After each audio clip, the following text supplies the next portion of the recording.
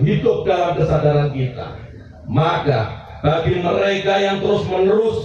menantang kita, bagi mereka yang terus-menerus merongrong kedaulatan negara kita, bagi mereka yang terus-menerus berusaha mengganti negara kesatuan Republik Indonesia ini dengan bentuk negara lain, maka mari kita tantang mereka hari ini untuk menjemput